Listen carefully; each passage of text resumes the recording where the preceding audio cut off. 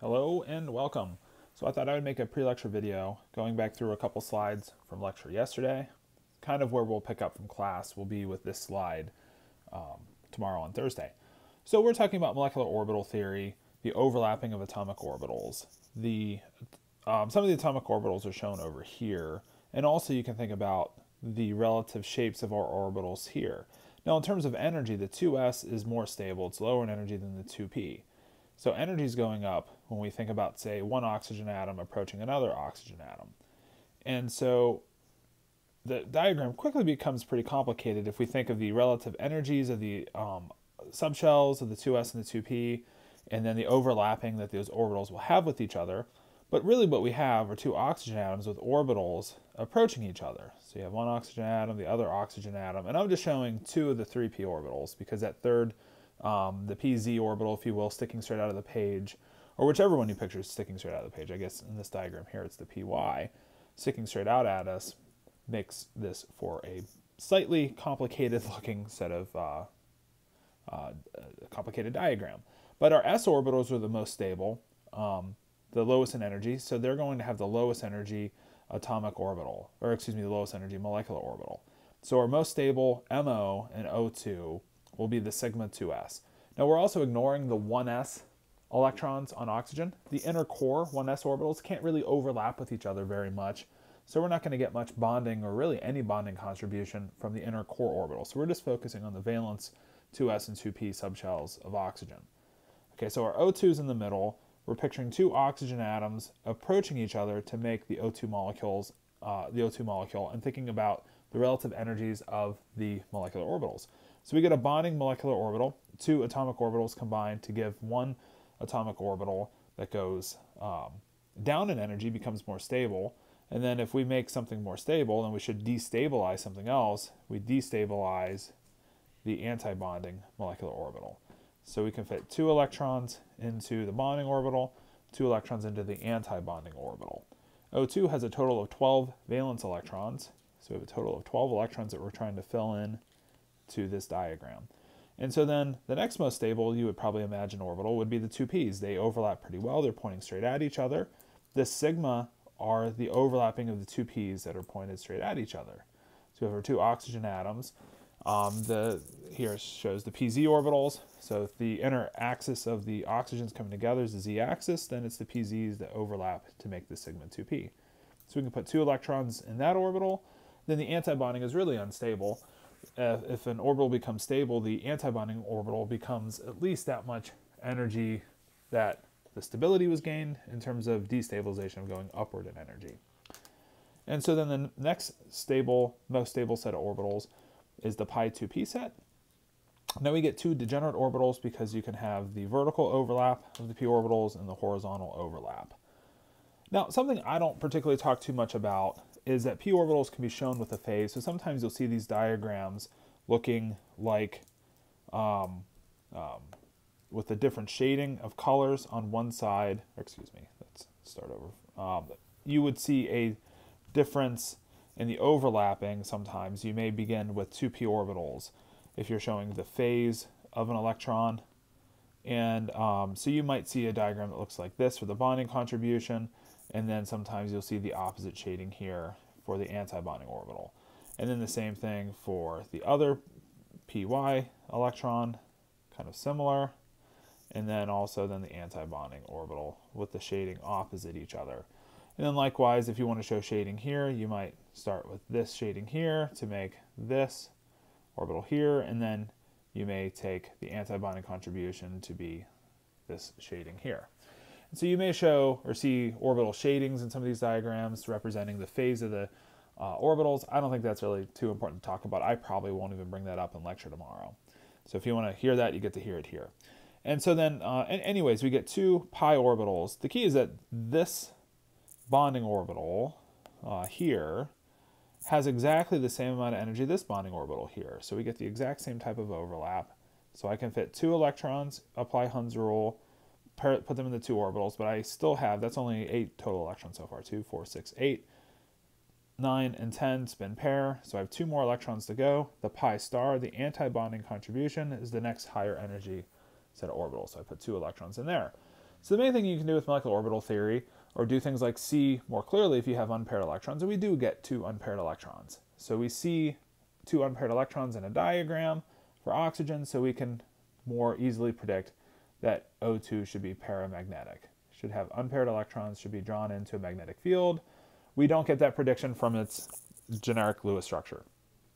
The bond order is right from the Lewis structure. If we calculate our bond order, we saw that it was 1/2 8 bonding electrons minus 4 anti-bonding for a bond order of 2, indicative of a double bond. So really all we're seeing here is just that oxygen doesn't exactly have 2 sets of spin paired electrons in each atom. It has perhaps some unpaired electrons where 2 of them end up being spin paired and 2 of them are spin paired in the same direction for a net paramagnetic molecule with 2 unpaired electrons.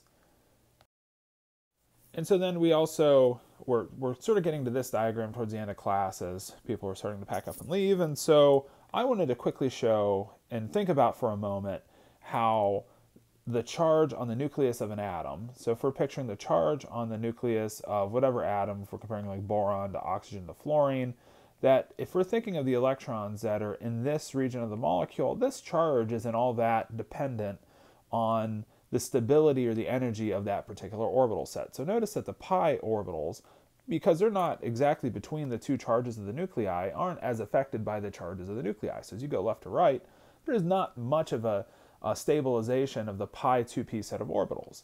But then if you look at the sigma 2p, if you look at this orbital here, let me use a different color. So if we look at this orbital here, the sigma 2p, that it becomes much more stable as we increase the charge on the atom. And so a really good explanation for why that's the case is we're packing electrons into this region of the molecule with that particular orbital. And we'd already have the s orbitals, the s electrons in that space. So we already have 2 electrons in that region of the molecule. Those electrons are going to repel each other, kicking the energy upward. So electron repulsion is kicking this energy upward. But as the charge is growing more positive, as we're going from B to C to N, the energy is dropping for that orbital. And so once we get to oxygen, all of a sudden it becomes more energetically favorable to put electrons first into the sigma 2p. Fluorine is a little bit better, neon's a little bit better. So the explanation here for the shift, if you will, for why the pi 2p are the more stable set of orbitals compared to the sigma 2p for B2 to N2, and then for O2, F2, and neon 2, the sigma 2p grows lower. It just has to do with the higher charge on O, F, and neon can more handle more electrons between the nuclei, reducing the energy of the sigma 2p orbital. The consequence of this is just that we have a slight difference in terms of a base diagram, if you will. So if we're thinking B2, C2, N2, and their ions, so any ions of these molecules, we would put in the appropriate number of valence electrons into our diagram, starting from low energy to high energy. So B2, each boron has 3 valence electrons, so there's 6 electrons here we're distributing, so 2, 4, 6. B2, like O2, ends up being paramagnetic. So as long as we recognize that the pi 2p is the lower set of orbitals, so it's the next highest orbital, we spin pair our 2 electrons following Hund's rule to end up with a paramagnetic molecule. C2, spin pairing those 2 electrons with 8 total, so if I have to put 2 more electrons in, I spin pair those 2 electrons, and then N2 ends up having a net triple bond. We have a net bond order of 3 from these 3 bonding sets of electrons. These 2 electrons are what cancel out for the lone pairs on nitrogen. So we can think of a few things here. We can calculate bond order. So nitrogen bond order of 3, strong bond, really short due to being a triple bond, no unpaired electrons, diamagnetic. C2, double bond. So we might picture C2 with a double bond and then our lone pairs. And that would give each of the carbons a 0 formal charge. And so if you were thinking, well, should we satisfy the octet rule for C2? According to MO theory, we would not go with a quadruple bond because we only have a bond order of 2. Our net bond order here is 2. That's consistent with its bond strength being a little bit weaker than nitrogen. If it really had a quadruple bond, its bond strength should have been stronger, and it should have had a shorter bond length than N2. So molecular orbital theory is consistent with the properties, the experimental properties of the bond enthalpy and the bond length for C2. No unpaired electrons, diamagnetic. C2 really is a diamagnetic molecule, so that works out. B2 would actually have a single bond, so we might write it like this. And interestingly, the single bond has 1 electron here and 1 electron here. So it really doesn't have any electrons between the boron atoms. So a peculiar molecule in the case of B2. And so then O2, F2, neon 2, we just see that the sigma 2p set is filled first. Doesn't quite change what's going on up here because the last electrons are going into the pi star 2p and the sigma star 2p, which are the exact same order as B2, C2, and N2. So we put a total of 12 electrons. We had put 10 into nitrogen, but we put 12 total electrons into O2 like we did earlier, 2, 4, 6, 8, 10, and then 12. 2 spin unpaired electrons, paramagnetic, double bond, relatively strong bond, and the bond length is relatively short due to being a double bond. F2, longer bond because it's a single bond. Bond order is just 1. Weaker bond as a result. So consistent Lewis structure with MO theory is the usual one for O2. Oxygen, I think we just keep drawing it this way, even though we just have to picture somewhere there's 2 unpaired electrons in the molecule. Neon 2 is the only molecule in this group here that's predicted to not exist. 16 total electrons, we end up with a bond order of 0, so it doesn't exist as a molecule, so you don't get any of these properties. Now, you would also use these charts if you were doing like O2, 2 minus, O2 minus. For those ions, if you're doing an ion of any of these compounds, you go to the base set of diagrams for that particular atom. So for example, if you are asked about C2, 2 minus, you go to the chart for carbon, add 2 more electrons. If you're asked for N2, 2 plus, you would go to the nitrogen diagram and take 2 electrons away. If you're asked for O2, 2 minus, let's say, for example, you go to the base diagram for oxygen, add 2 more electrons. So the question here is what is the bond order magnetic property of C2, 2 minus? You just go to the diagram for carbon, count our total electrons, 4 plus 4 plus 2, distribute 10 electrons. So that's 10 electrons. We could label 2s, 2p, 2s, 2p, but that's not entirely all that necessary per se, because this is just picturing one of the C's is coming together with the other C, so perhaps a C minus is approaching a C minus. Electron configurations, if you want to fill them in, it would be the configuration of carbon plus an added electron, so perhaps something that looks like this. And then our C2, 2 minus is depicted in the middle, so we go sigma 2s, sigma star 2s, pi 2p, sigma 2p, and then the unfilled orbitals, pi star 2p, sigma star 2p. Okay. So the last thing I want to introduce, and I'm probably not going to have a chance to talk about these particular slides in class tomorrow, so I thought I would review the learning objectives for chapters 7 through 9. We had done this, I think we did it in class for chapters 1 to 3. I put it in a video for midterm 2 for chapters 4 to 6, and we'll leave it here in the video for midterm 3 for chapters 7 through 9.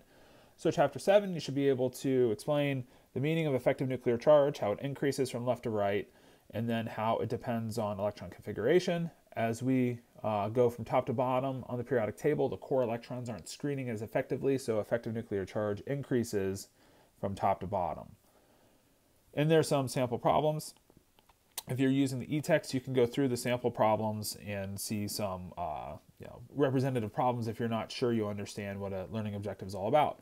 Another thing you might do as you're reading the objectives, or perhaps before you read the objectives, is go to the summary of the chapters, read through the chapter summary, then take a look at the learning objectives, and anything that comes across as being something you don't understand or doesn't seem clear to you, you could click the examples, you could go read more about the topics within the chapter, you could look for sample problems on the practice midterms perhaps from those topics as well.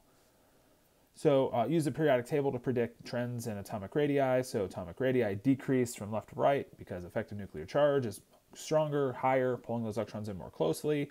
And then it increases from top to bottom due to increased repulsions or just the larger subsequent shells of electrons being larger in size.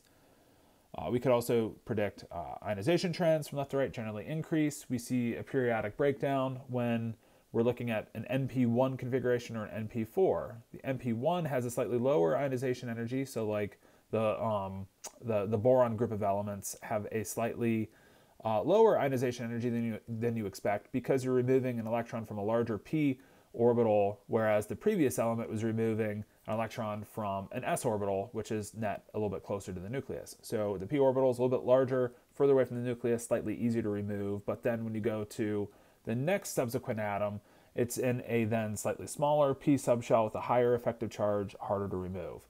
The oxygen group of elements, it's slightly harder, slightly easier to remove oxygen group's first electron because oxygen has now spin paired a set of electrons. So you've now filled an orbital with 2 electrons, and there's repulsions of those 2 electrons, or spin pairing energies, if you will, for those 2 electrons, making it slightly easier to remove one of those electrons due to its inherent repulsions due to being spin paired. Now, if you look at fluorine and the neon, they also have spin paired electrons, but then in slightly smaller atoms with slightly higher effective charges. So the trend then continues back to increasing ionization energies generally as we go from left to right. So 2 periodic breakdowns in the main group of our periodic table for pretty good reasons. And so we can also look at electron affinities become more favorable or more negative towards the halogens, and then unfavorable once we hit the noble gas group, and then continuing through the alkalis across from left to right. And so the electron affinities are favorable for like the halogens because we are taking an atom that has a relatively high effective charge, and an atom that has room for more electrons has an open valence open for electrons. So it's favorable for our atoms on the right side of the periodic table to absorb electrons into their shells. But it's unfavorable for noble gas because, of course, it would be putting an electron in a higher energy subshell. And it's also a little bit less favorable for the like magnesium group and for the nitrogen group to add an electron, because those atoms are then filling an electron into a higher energy subshell in the case of magnesium. So their magnesium has to put an electron into a 2p subshell, which is higher in energy. So that takes a little bit more energy. And then likewise, the nitrogen group of elements has to spin pair an electron, and that costs a little bit of energy.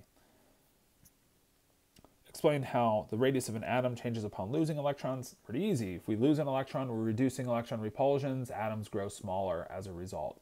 So if you take, sodium is a really easy example. If you take the 3s shell away, of course the atom grows smaller. But also if you take magnesium with a 3s2 configuration, if you take just one of those electrons away, the atom still grows smaller because you have then less repulsions of the electrons with each other. That one electron now in the 3s subshell isn't repelled as great with that extra electron now removed, so it grows a little bit closer towards the nucleus and becomes smaller in size.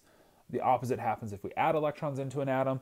Of course, that increases the repulsions of the electrons with each other, making the atom become larger. And it's actually a pretty big effect. So like F minus is quite a bit bigger than F is. So anions are larger than their corresponding atoms, and then cations are smaller than their corresponding neutral atoms. Can we use the periodic table to determine electron configurations of ions? Certainly we can. We just have to recognize that cations are losing electrons first from their larger and the largest orbitals of the atom. So something like iron of 4s2 3d6 is first losing those 4s2 electrons because the 4s subshell is larger.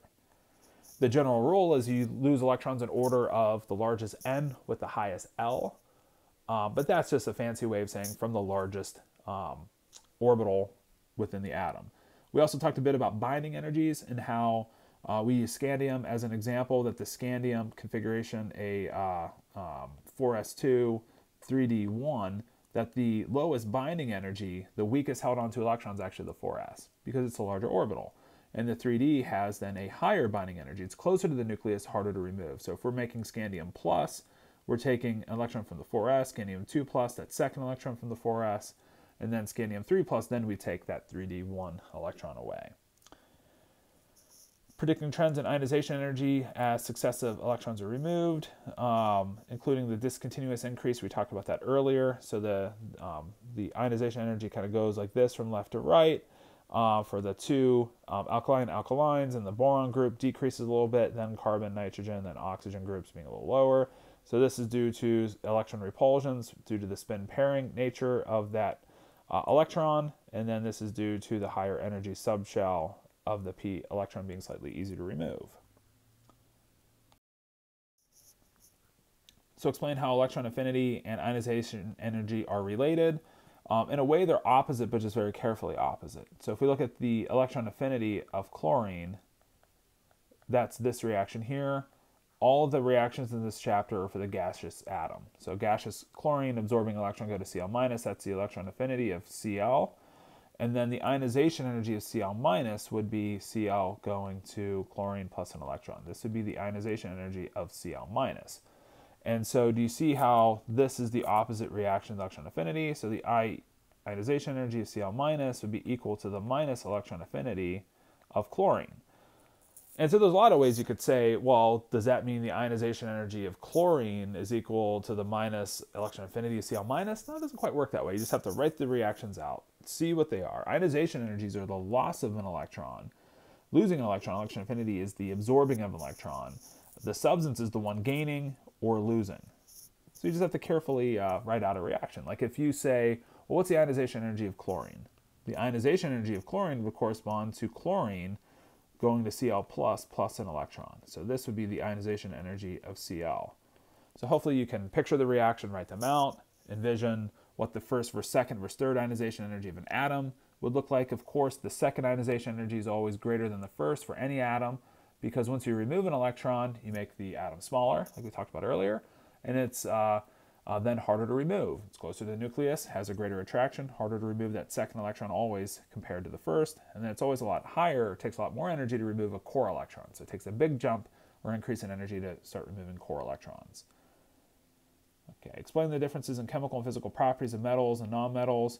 And so some of the key properties are nonmetals are insulators in their properties, metals are conductors in their properties. So you would use a nonmetal substance usually, say, to cover up a wire to insulate it, and then you would use a metallic substance to actually serve as the wire itself, like copper serving as a wire to conduct electricity. Non-metals tend to conduct heat more poorly as well, so they tend to be poor conductors of heat. Metals also conduct heat particularly well. Metals you can pound into sheets, stretch into wires. Non-metals tend to be brittle in their structures. And then we have some of the basicity trends. Metal oxides are basic. So if you put a metal oxide, if it's able to dissolve in water, then what it would form would be the oxide ion, which would react with water to make hydroxide ion. So metal oxides are basic in their characters in water, whereas non-metal oxides tend to react with water to form acids.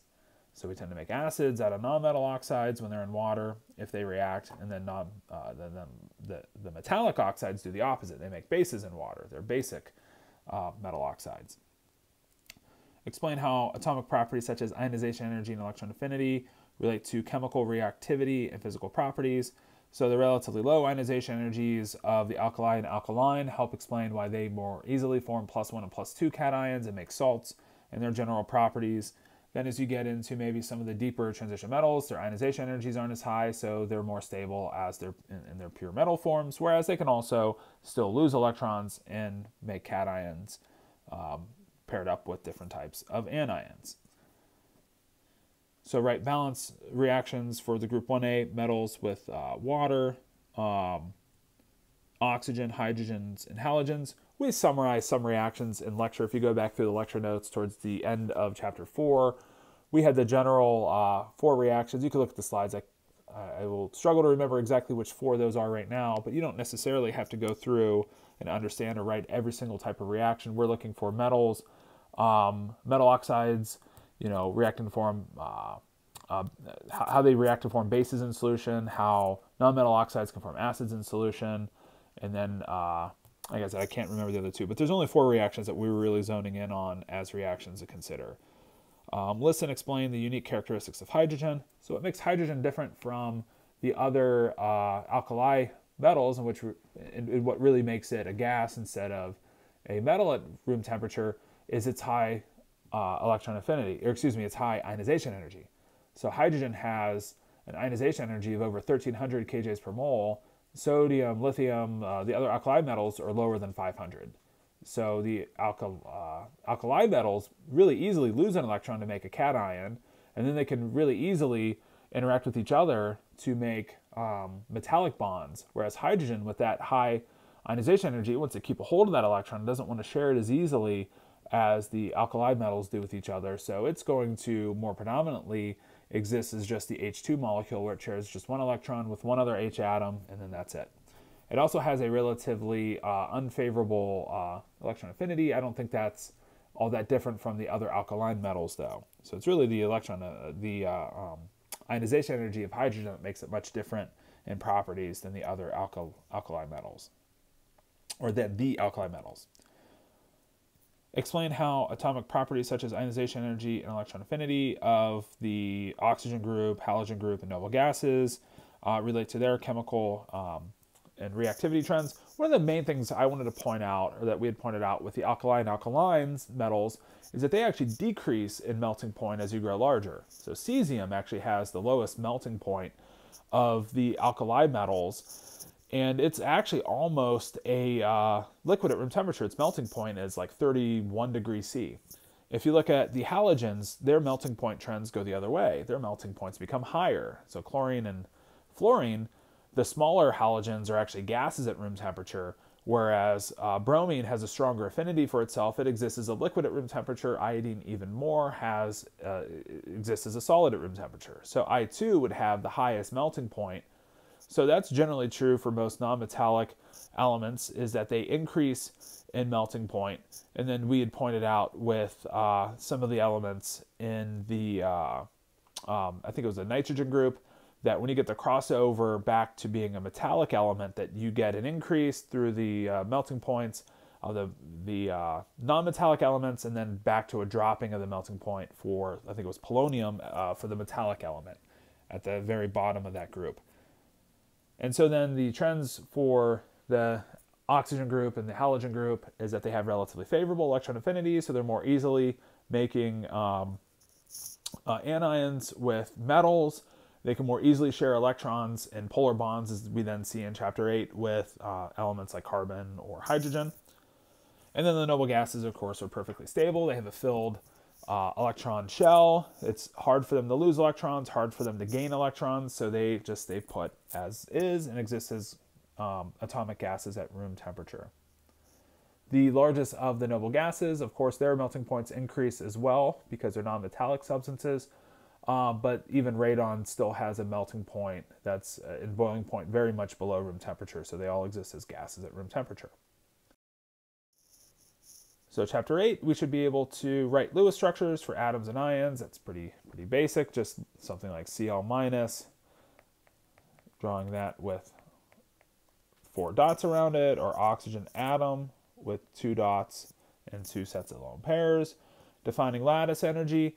We'll go through a couple examples here of solving for lattice energy. One of the big things is seeing that lattice energy, when we have a metal and an anion, that as these charges go up, if we go to a 2+, 2-, that the lattice energy goes up, it becomes harder to separate those ions because their charges are higher.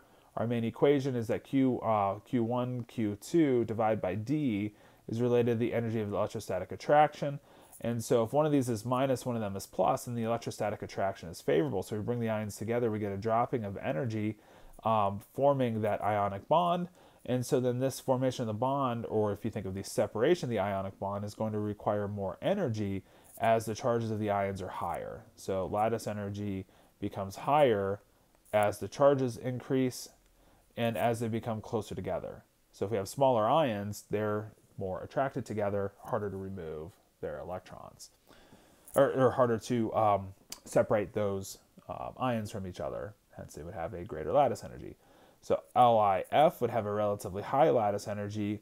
KBr would have a relatively low lattice energy because the ions are bigger, both plus minuses for these, whereas the lattice energy of something like MgO would be very high, or about 4 times as high as these guys, because it has a 2+, 2- set of charges. So the charges has a big effect on lattice energy. The size effect has a relatively small impact.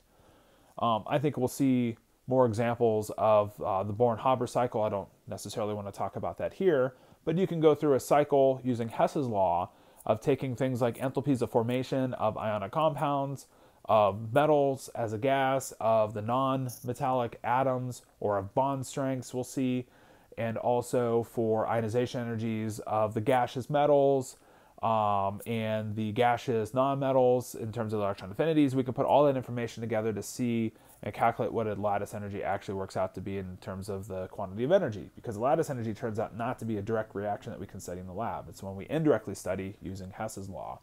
So we'll see examples in class and you'll see a couple on some practice exams to hopefully get some good practice.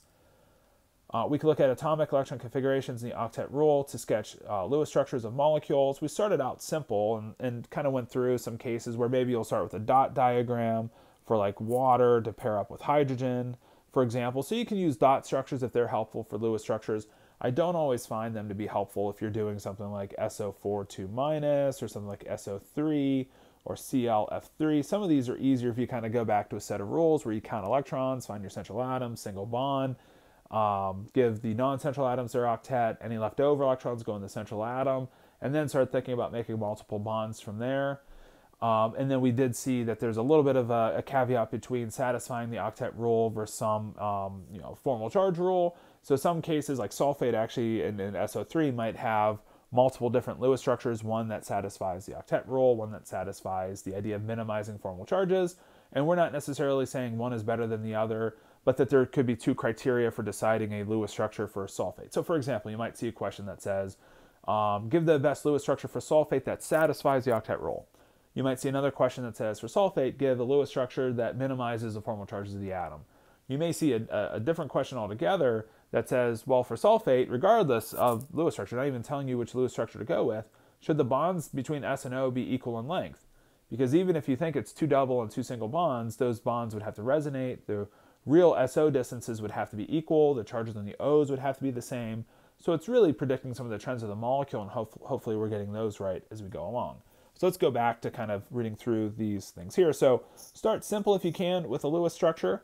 If that doesn't work, go to the more generalized rule of central atom, count electrons, distribute, etc. Use electronegativity differences to identify nonpolar covalent, polar covalent, and ionic bonds.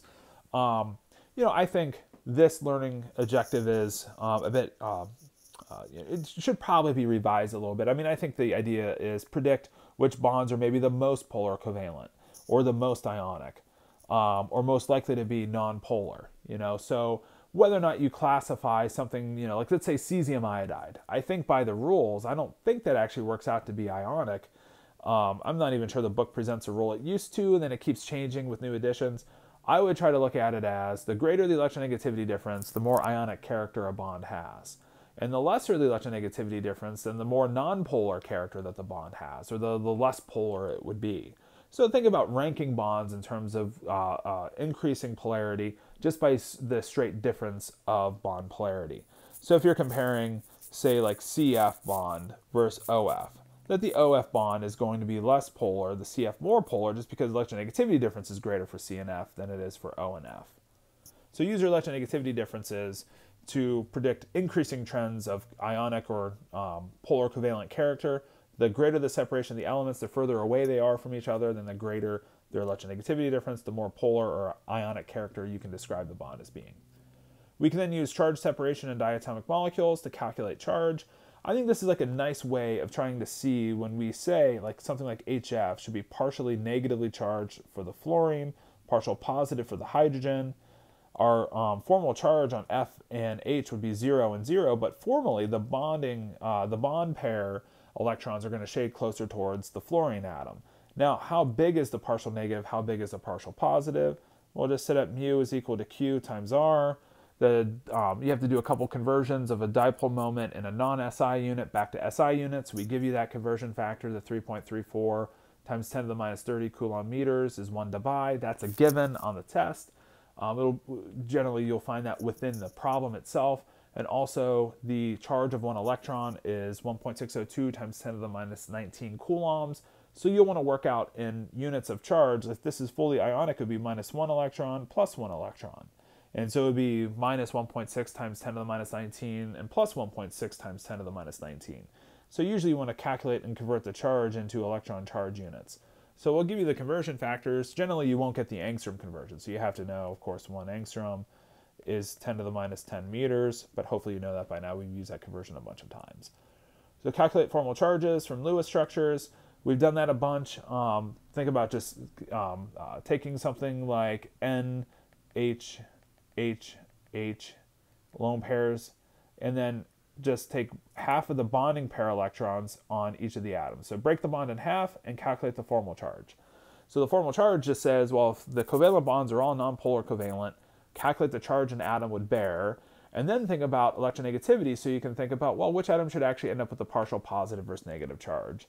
So nitrogen here has a 0 formal charge, oxygen 0. Nitrogen tends to form compounds with 3 bonds and lone pair. Same thing for that group of elements. Not always the case, but that's something that can help you with Lewis structures of some molecules. O tends to form 2 bonds, 2 lone pairs in many different types of compounds. Carbon, 4 bonds, no lone pairs. Halogen atoms, 1 bond, 3 lone pairs. Now, it doesn't mean they always do that, but that might be something you use to help understand the Lewis structure. And if that doesn't work, you're going back to the general rules, counting, atoms, counting electrons, central atom, attaching single bonds, going from there. So recognized molecules or resonance structures are needed to understand bonding. So like ozone's a pretty good example. So we have ozone here. We would expect that, we could write the two the two resonance structures. The real molecule is going to exist as a composite due to delocalized bonding. We pick up that word in chapter 9. So we're going to see that this electron pair delocalizes itself across the 2 bonds. So this would be a delocalized bond.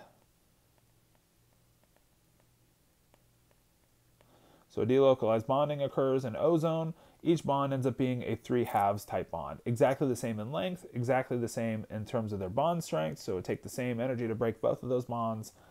And so the bond strength should be about halfway between a double bond versus a single bond. It should be a little bit weaker than a double, but a little bit stronger than a single. It should be a little bit shorter than a single, a little bit longer than a double. So you can predict bond length trends by this being not quite a single, but not quite a double bond, being somewhere in between in terms of its properties. Each of the charges of oxygen are either minus or zero. Minus or zero, I haven't shown all the electrons, but you can fill them in and calculate if you need to, making each oxygen have a charge of -1/2. So the outer 2 oxygens is -1/2. The formal charge of the inner oxygen, the central oxygen, is plus. And so the charges on the 2 outer oxygens are exactly the same. The bonds are the exact same strength and length and all that stuff. The idea of resonance is really seeing not just that you can sketch the 2 Lewis structures, but that it's not a back and forth. This is not A and B reverting back and forth very quickly. It's always delocalized at all times across the bonds. We pick up a nice picture of that with hybrid bonding theory in chapter 9. So recognize exceptions to the octet rule, draw Lewis structures. So some molecules violate the octet rule, like odd counts, fewer than an octet or greater than an octet. So like SF6, we have to draw out the Lewis structure, so the Lewis structure violates the octet rule. Now, we can't violate the octet rule with the second row of the periodic table, so we don't form compounds like OF6. We can only violate the octet rule in Lewis structures, 3rd row and beyond.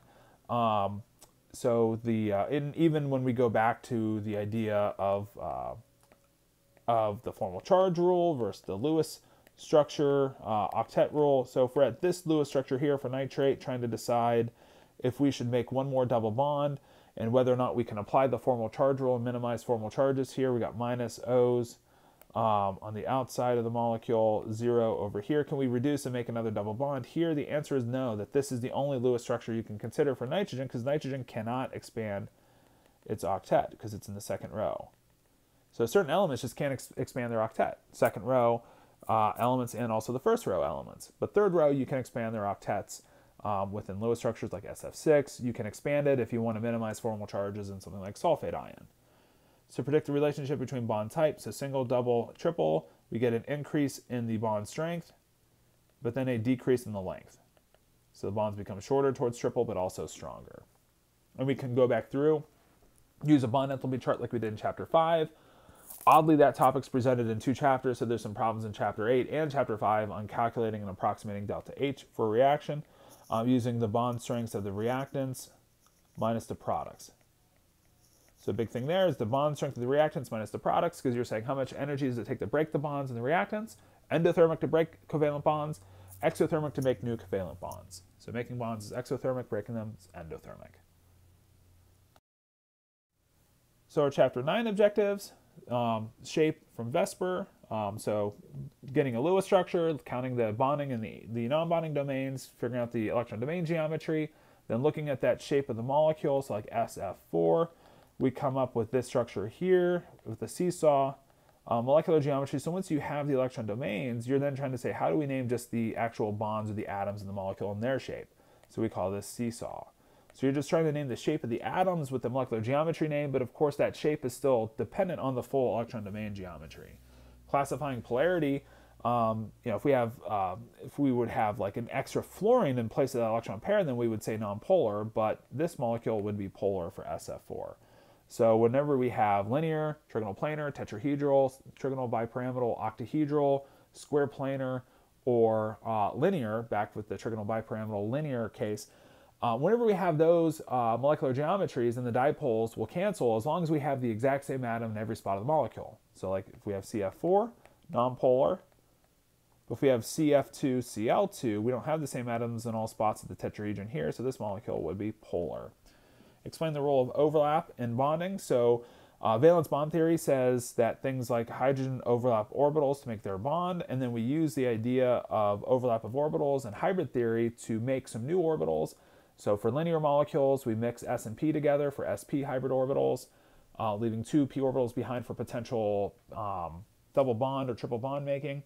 We then take sp2 bonding for trigonal planar molecules, leaving 1 p orbital behind for potential multiple bonding.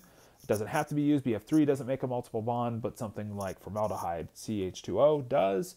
And then sp3 bonding has no leftover p orbitals, hybridizes all 4 atomic orbitals for the central atom to make 4 hybrid orbitals pointing in the shape of the tetrahedron. And so then we can get overlap, thinking of valence bond theory with those orbitals. We can sketch sigma and pi bonds and see how pi bonds are planar type bonds, sigma bonds are bonds between the axes of an atom.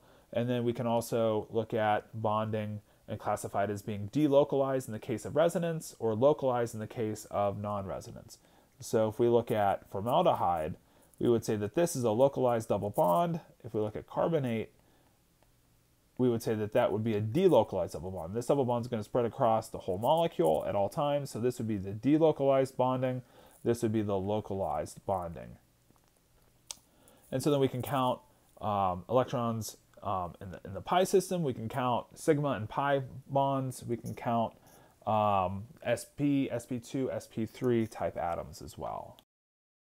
Explain the concept of bonding and anti-bonding. So in the simplest case of something like hydrogen, hydrogen forms a bonding molecular orbital and an anti-bonding molecular orbital, but luckily it only has 2 electrons, so it only gets the net benefit of the bond by making the bonding molecular orbital the sigma 1s. So we get bonding and anti-bonding when we bring atomic orbitals together. And so then we can draw molecular orbital diagrams for larger molecules. We just have to take a greater look and consideration for all the different orbitals. So for like something like oxygen, we get the sigma 2s, sigma star 2s, sigma 2p, pi 2p for the base diagram for something like oxygen. Something like for O2, F2, and neon 2 and their ions, we give you these base diagrams, tell you this is the base diagram for those molecules and ions. This switches for B2, C2, and N2. We let you know, we give you those base diagrams as well at the very beginning of the exam. So if you need to use those diagrams, you can flip back to the beginning of the test and fill electrons in accordingly. So the idea is to label things like 2s, 2p, label sigma 2s, sigma star 2s, sigma 2p, etc. So be able to label the orbitals so you can consider things like bond order, bond strength, bond length, magnetic properties using molecular orbital theory. And the big thing is you get O2 as paramagnetic. So one of the big things was oxygen was paramagnetic. We couldn't see why with any of the other theories we just discussed so far. So we discussed MO theory so we can understand a true property of oxygen being paramagnetic. As well, we pick up some magnetic properties and better understandings perhaps of some other molecules and ions. Okay, so that's all for this video. Thanks for the attention. I'll see you in class hopefully tomorrow.